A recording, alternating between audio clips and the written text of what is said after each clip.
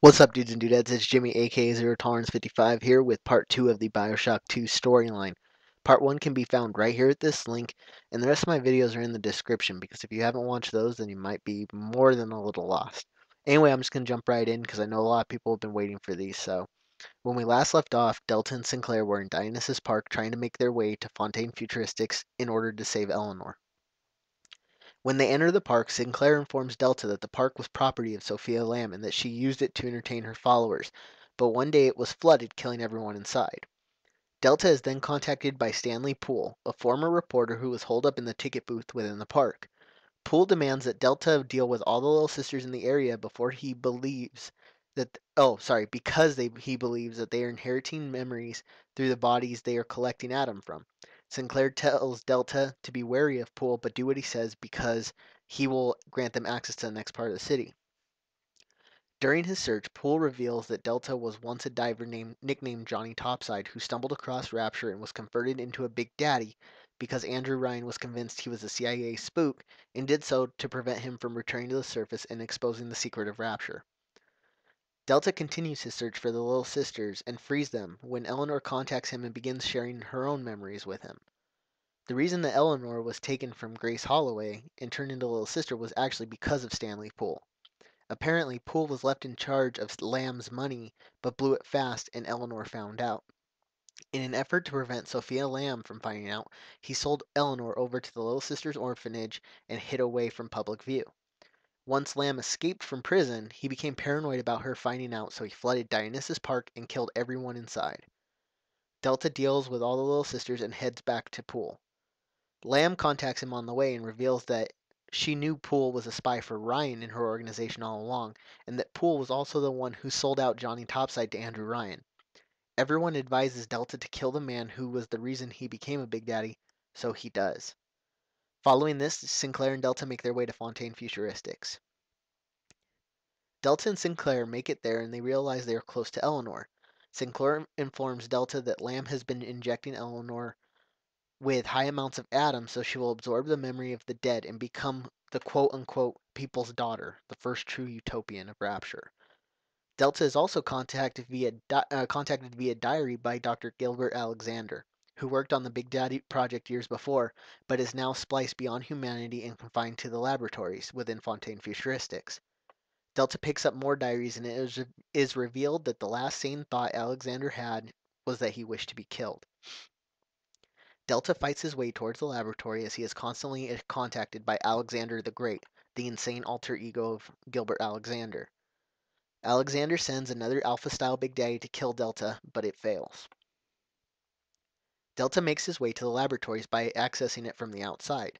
Along the way, he finds a secret locked passageway that leads to Persephone, where Eleanor is really being held. Sinclair informs him that the key to the door is a genetic key in possession of Alexander the Great himself. Delta makes his way back to the laboratory where he has to do a series of tasks to lure Alexander out. He does so and takes a sample of the mutated man.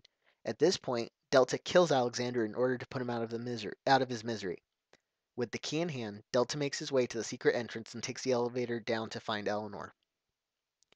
As Delta descends in the elevator, he receives a distress call from Eleanor saying she is locked in a cage. He makes his way to the location, but Lamb sends a swarm of big sisters to kill him, which Delta dispatches. He makes it to Eleanor's cage and tries to open the door, but it won't budge. Delta at this point loses contact with Sinclair and sees that Sophia Lamb is in the cage with her daughter Eleanor, who is fast asleep. Lamb tells Delta that no matter what she did, she couldn't get Eleanor to forget Delta, and that Eleanor is the reason he came back to life. Apparently, Eleanor had telepathically contacted other little sisters to go and collect Delta's DNA and to hack the Vita chamber so she could bring him back to life. Sophia goes on to tell Delta that the pair bonding mechanism between him and Eleanor must be severed, so she begins to smother her own daughter with a pillow. Eleanor's heart stops beating and Delta falls unconscious. Delta wakes up to discover Eleanor is alive but very weak. Sophia succeeded in severing the connection between Delta and Eleanor reveals telepathically that Delta will be dead within hours, and there's no reversing it. Delta is restrained on a gurney, and even though he's going to die, Eleanor is still set on escaping Rapture with him. She sends a little sister to him with an injection. Upon being injected, Delta is able to control the little sister and see things through her eyes. Eleanor tells Delta that she needs a big sister suit for the upcoming battle and their escape, so Delta uses the little sister to collect the parts of the suit and take them to Eleanor. Eleanor takes the suit and rescues the little sister, following in the steps of her father. Eleanor puts on the suit and uses her telekinetic powers to fight her way to Delta and breaks him free. The two of them fight their way towards the inner part of Persephone to find Sinclair. Lamb is pissed that Eleanor turned against her and is willing to blow the entire facility up with them all inside of it. Delta and Eleanor make their way to Sinclair's secret lifeboat, but Sinclair is nowhere to be found. They begin the search for the key to the sub when they discover another Big Daddy who has the key. Lamb chimes in and tells him that this Big Daddy is Sinclair, now named Subject Omega. Sinclair still has somewhat of free will remaining, but can't speak because Lamb is controlling him. He fights against her and begs Delta to kill him because he'd rather die than be Lamb's puppet. He tells Delta to take the key and escape with Eleanor. So Delta puts Sinclair out of his misery and prepares to override the lockdown on the prison, even though it will release all kinds of dangerous people. Lamb attempts to destroy the lifeboat in order to kill Delta and Eleanor by bombing the ballast tanks, which causes it to be too heavy to launch. Eleanor thinks the only way to fix it is to boil the water away, but it would take a large amount of Adam to do so. So she contacts all the little sisters that Delta had saved, and together all of them boil the water away. While the water is boiling, Delta and Eleanor fight all the prisoners away, and Delta makes his way to the water conduits in order to flood the facility, which will equalize the pressure, allowing them to escape.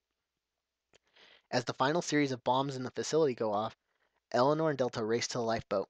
Delta is stunned by an explosion right outside the vessel while Eleanor teleports inside, where she finds her mother drowning.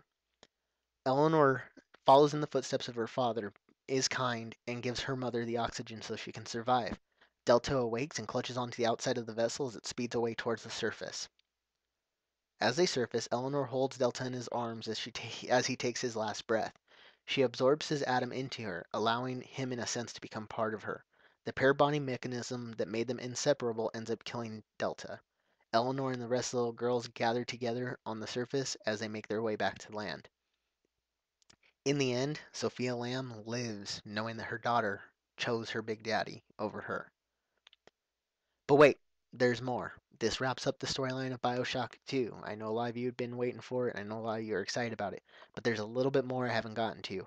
I'm going to make one more video which covers what happened to Tenenbaum. You know, she kind of disappeared halfway through the game, and there's a little side story, so stay tuned for part 8 because it's coming soon. It actually is going to be up tomorrow or the next day. I'm trying to get all these out before Infinite launches. So stay tuned for that. Thank you guys for watching. I appreciate it, and I will catch you later.